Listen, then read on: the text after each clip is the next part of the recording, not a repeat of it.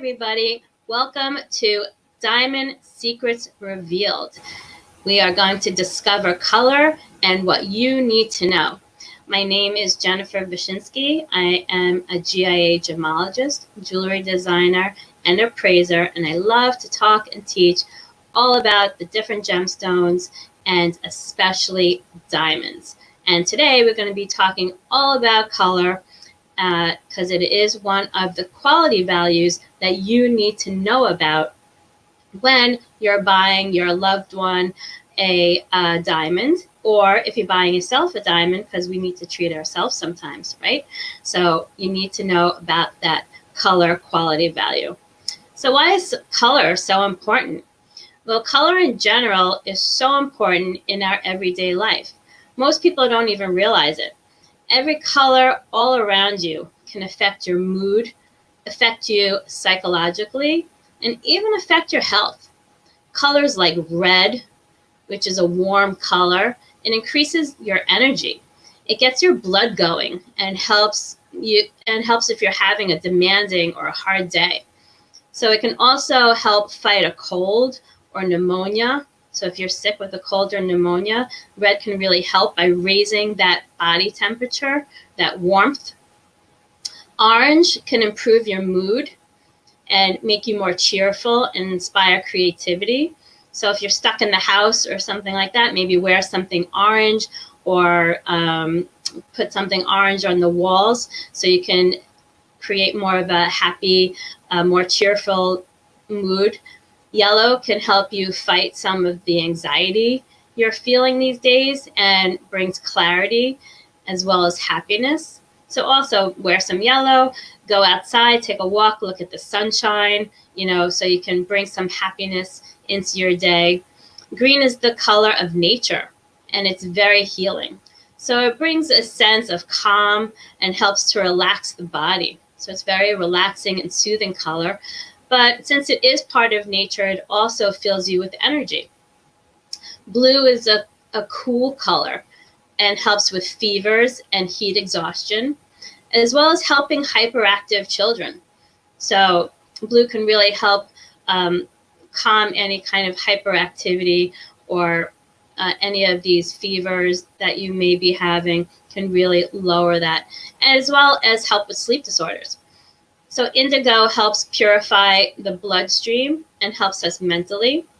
And lastly, we have violet, and that helps purify thoughts and brings guidance so we can be clear-headed. So what do all these colors have to do with diamonds? Well, the diamond is the most powerful because it encompasses all of these rainbow colors. So the colorless diamond not only protects and strengthens you, but with its many reflections of color, it amplifies them out, increasing its power to not only you, but to everybody around you.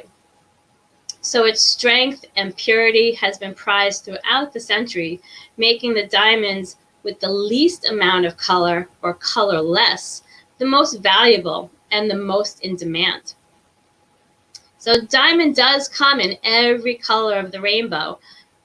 You can see this slide here, how it can come from red all the way to purple. You have every single color you can actually want.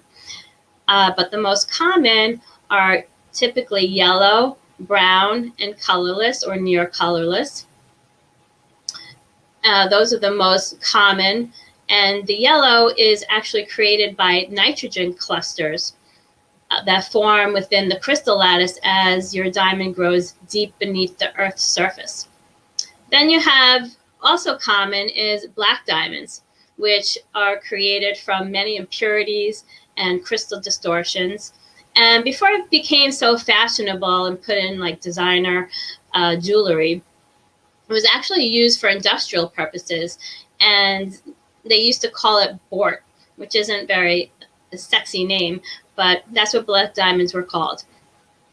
And the rare colors are white. You can actually have a fancy white diamond, which you will never see. They do have them in the gem labs. They've graded them, but you probably won't ever see one in your lifetime. They do have gray, but gray is kind of unappealing, right? Then there's pink, and then blue. And actually, I actually have a picture of me holding the Hope diamond, which is a natural blue diamond, and that's created from the element boron. And then we have green, which is the color is created from natural radiation. So with green diamonds, you actually need the skin of that diamond, that natural skin, before it's polished. They need to leave it on around the girdle to keep that green color. It's kind of like a green apple. When you peel the skin off, you're kind of removing some of the color. So for green diamonds to stay green, they need some of that that natural skin to still be on and reflect through the diamond to get that green color. Then we have purple, and the most rare, the rarest of them all, is pure red. There are only about 7 or 8 pure red diamonds in the whole world. So you can imagine how much money it takes to buy one of them, since they are so rare. But today, we're going to focus on GIA's standard grading system that ranges from colorless to light yellow or light brown. So this is considered the normal color range, with colorless being the most rare and the most valuable. So how did this grading system come about? You may be asking. Well, in the 1950s, Richard T. Lidicote at GIA, he developed the standardized system of color grading that gives a letter grade to each it gives a letter to each grade in the normal color range. So the grades range from D, which is colorless, to Z, which is light yellow or brown. So you may be asking, why are we starting at D? That's a strange place to start, especially when the alphabet starts with A and goes through Z, right?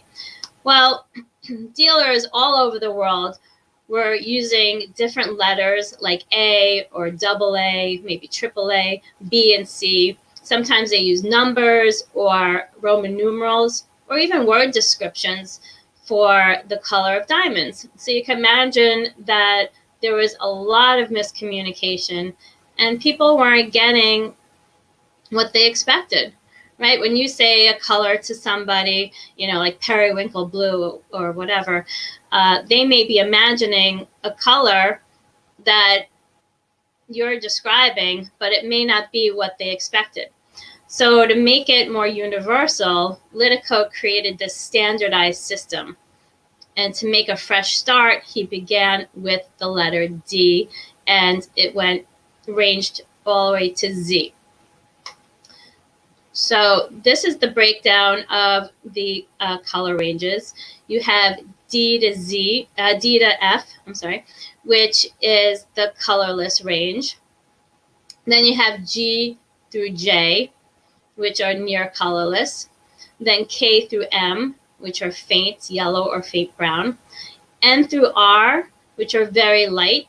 And then S through Z, which are light yellow or light brown. Then, so the lower you go in letter, so the more you go towards Z, the less valuable the diamond will be. So after Z, you get into the fancy colors. So the value for these are the opposite. So the more color or saturated the color, the more expensive it will be. So when fancy yellow diamonds came into popularity, a lot of people were buying fancy yellow diamonds for engagement rings, or they became more popular in jewelry. Some would try and cheat by getting an X, Y, or Z color and setting it into like an 18 karat yellow or maybe even 24 karat yellow setting to make it look like it's a fancy. So these X, Y, and Z colors are actually called a poor man's fancy.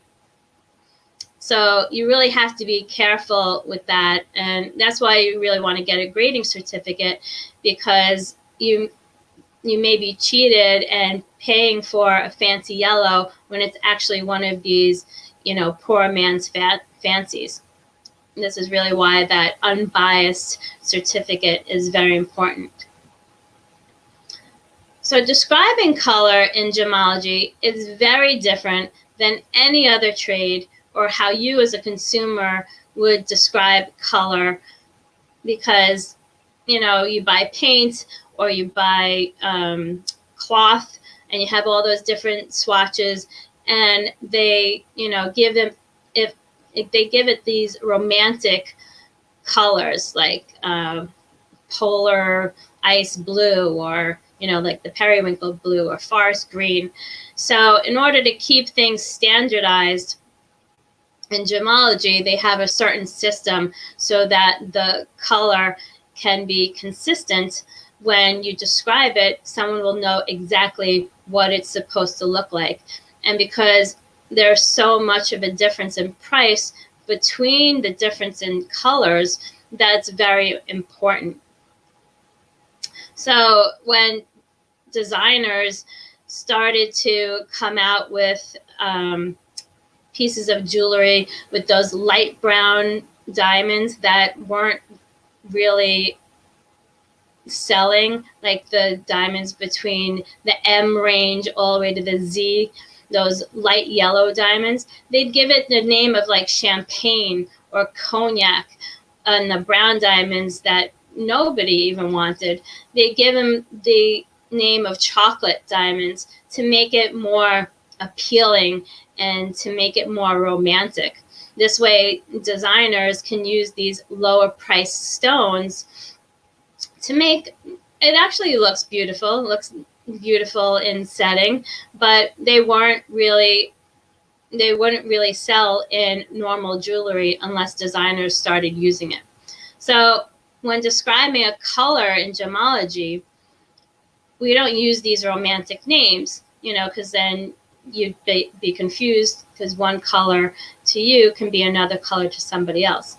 So we first describe the hue, which is that total body color. As soon as you look at something, you may see it as blue or as purple, something like that. So you're describing that total body color.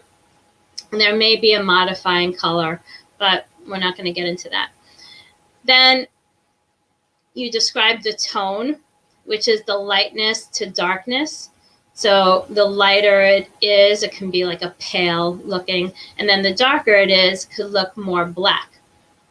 And then we describe the saturation, or how vivid or strong that color is, how deep that or rich that color is. You know, think of red. When it's more pink, it's, you know, less, it has less of that red color in it, so it's not as saturated. And then when you have like a blood red, that one is deeper or richer with that red color. So with diamonds, since we are grading stones that are mostly colorless or near colorless, we're not actually grading that hue. We're not grading that color. We're not saying anything about the yellow or the brown or the gray that you may see. You're grading the tone, that lightness to darkness, and the saturation or the depth or intensity of color. So this really takes a lot of practice and understanding of what you're actually looking for. And this can be particularly hard if you have stones that are more grayish, or if you have inclusions in your stones, especially colored inclusions, because it might influence the way you see. Also, smaller stones are a little bit more difficult to see the actual intensity or depth of color. So you want to think of a glass of water, which is completely colorless. And so a full glass of water. And then if you drop 1 drop of yellow dye, you get a slight tint. And the more you put into it, the deeper the color gets. So I can show you a slide of every single color that is in that natural color range from D all the way to Z. And you can see how the tint is very, very, very gradual. So each color grade is a range of color. So for example, if you have a color graded a G, then it may have been very slightly darker than the F. So I'll show you a scale here. So if you have something that is darker than the F, but then lighter than the H, something that's slightly darker than the F will be considered a high G, and something that is very close to the H would be considered a low G. So it has that range of G. So when diamonds are graded in a lab, there's more than one person looking at each diamond because it can be so subjective, and each person can have their own opinion. So more than one person looks at it, and the majority of people looking at it, giving it that one letter grade, that will overrule and become the final grade. And due to the fact that humans cannot remember exact color, so it's known that humans can't really remember that slight variances of color. So every diamond in a lab is graded against a master stone. So if you have something like a set like this, master stones are diamonds that are of known color. And each one of them are round brilliant in shape, and they weigh about 30 to 40 points because you don't want something too small. And if you have something that's larger, it gets to be very expensive because you need, a number of them. Each one is at the highest of their color range. So it's at the beginning of that color range. And the cut will be very good or higher. This way you don't get any optical effects affecting your color grading. Each one will be very good or higher in clarity. Again, you don't want optical effects affecting your choice. And you want a stone with no fluorescence. So you don't want it to have any reaction to ultraviolet light with the blue or yellow kind of fluorescence, because that can affect your color. And we're going to be talking about that in a later date. So imagine that you're in a diamond grading lab. So a diamond grading lab has very dim to no lights on. So you need a dark environment to properly color grade, because gemstones, even diamonds, under different lighting conditions, lights actually have different wavelengths, and that's how you see color. So a light can absorb different wavelengths, and you'll see one color differently under a different light source and see it as another color in another light source. Imagine like you bought something that you in the store and it was brown under the lights that they had, and then you go outside and it's more of a taupe or maybe like a light green color, so you have that different look and color depending on your different lights. So in order to stay consistent, they have a light box that they use, and every lab anywhere uses the same light box with the same kind of lighting. So the master stones, I'll show you the light box, are lined up on a non-reflecting white tray in a light box that uses a cool daylight equivalent light bulb of 5,000 kelvins and has no ultraviolet light. So the stone is usually checked for any kind of fluorescence first, because if it, like I said before, if it has any kind of strong fluorescence, like strong blue fluorescence, it can really influence how you see that depth of color. It can look a lot whiter. Then you place the stone table down. So we'll go to this that would look like what our master stones would look like. So you look at your stone table down or upside down, and you put it next to a master stone. And then you raise that that non-reflective white tray up to your eye level, and you look through the pavilion or that bottom area. So if your stone is darker on the right of the master, so let's say you start with an E master, like you have here. And on the right of the master, it's a little bit darker. And on the left of the master, it's a little bit darker. So of the left of the next master, say F, it's a little bit darker. So you keep going down the line until it's a little bit lighter on the left-hand side, so that the master stone is a little bit darker. So say you move it down to the I master, and it's lighter on the left-hand side and darker than the H. So then it will be considered an H color. So color grading is definitely most precise when it is loose, because and if you have it accompanied with a certificate from a lab that's unbiasedly grading it and in this dark environment. So if you're trying to choose a diamond for an engagement ring, which do you choose? Well, I would recommend looking at a few diamonds loose, especially if they're GIA graded or if they have a lab certificate with it.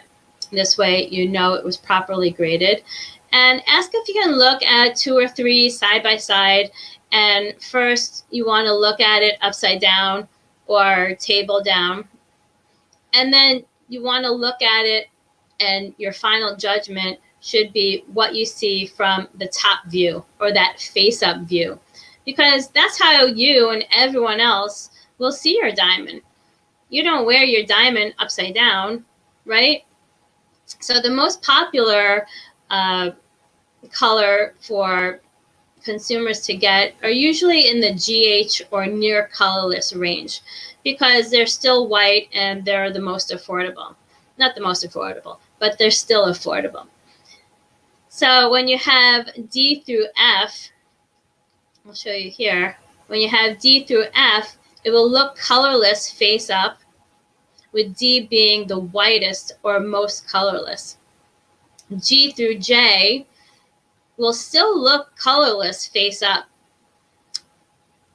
but J, you'll start to see a little tint of color, especially if you put it next to a whiter stone. So if you're comparing it, you know, putting a D next to the J, you'll definitely see the difference face up.